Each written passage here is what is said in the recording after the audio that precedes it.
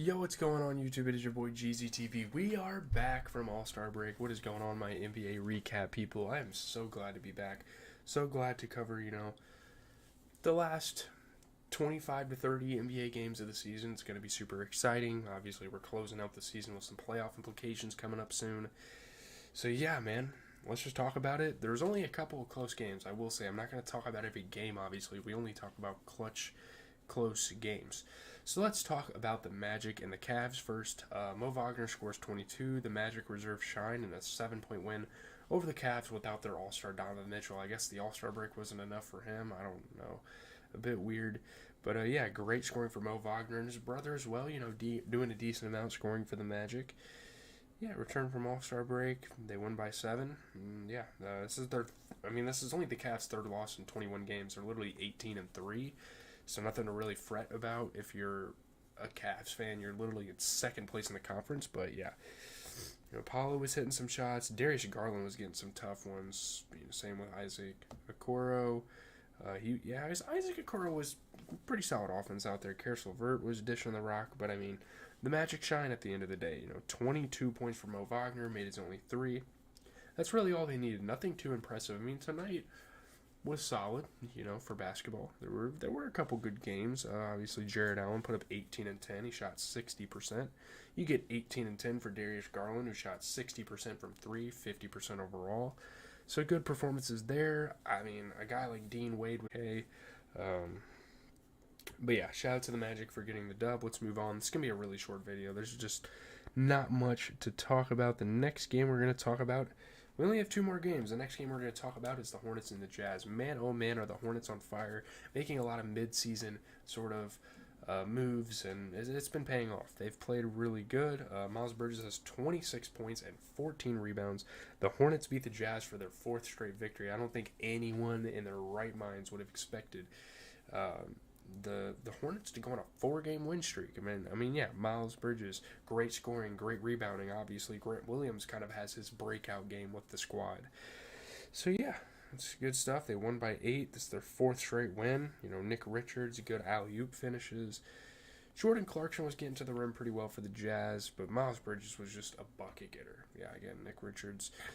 Brandon Miller was hitting a couple shots. That's just a crazy duo, and I can't imagine what's going to happen when LaMelo gets back. I think this team could actually dominate and kind of take this momentum into next year, make a playoff push. Seriously. Maybe not. They can make a play and get in the playoffs, but yeah, man, Miles Bridges, unbelievable game. 26 and 14, 67% from 3, 50% overall.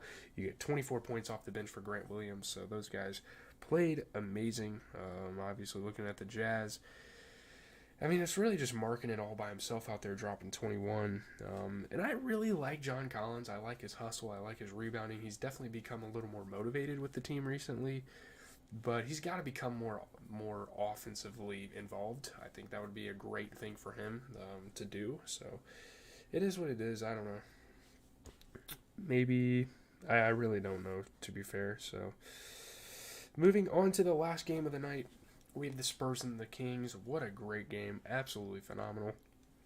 Domantas Sabonis has his 19th triple-double. It's helped the Kings beat the Spurs by 5. And speaking of All-Star break, getting back from All-Star break, not an All-Star, I suppose. Not an All-Star. 19 triple-doubles in a season. 38 straight double-doubles. That's not an All-Star. I just cannot believe that. Yeah, he's one of the best players in the league, and you're not going to give him an All-Star. He does everything. He goes out there and scores. He passes the ball, grabs boards. He's scoring over Victor Wembanyama, and yeah, you can call him soft and all that stuff, but that's not an easy task.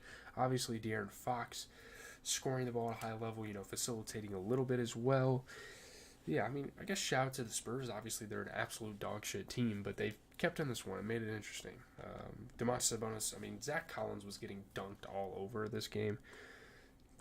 But yeah, Keegan Murray and Domantas Sabonis dunked on him.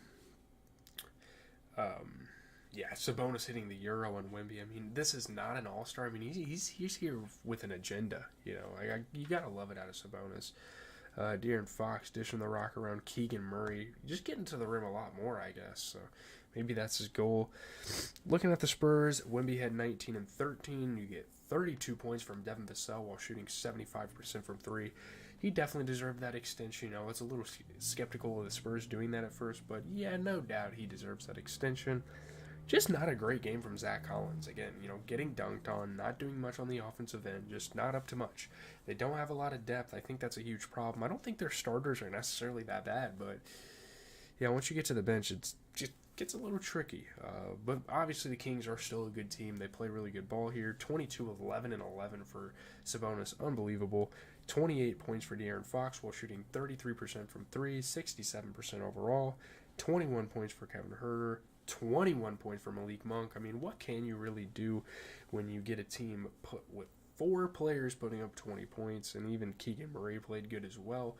But yeah, I don't really have much to say. I got to get going on other stuff. I'm super behind. I have to get this Damian Lillard gameplay out for you guys to hype up the new season coming tomorrow. Even though 2K fucked it up really bad, I'm still going to do some gameplays throughout the weekend. But yeah, looking at tomorrow, I'm somewhat excited for the Cavs and Sixers. That should be a decent game, I guess. Heat are playing the Pelicans, so I don't know if Chippy's in here, but that's going to be a big game for them. Bucks play the Timberwolves.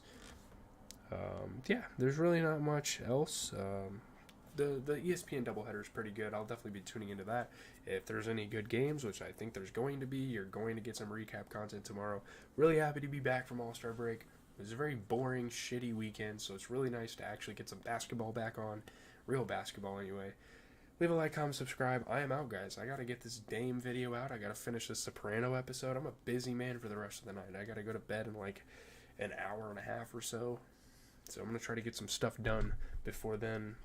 Shitty-ass computing class as well. I hate it.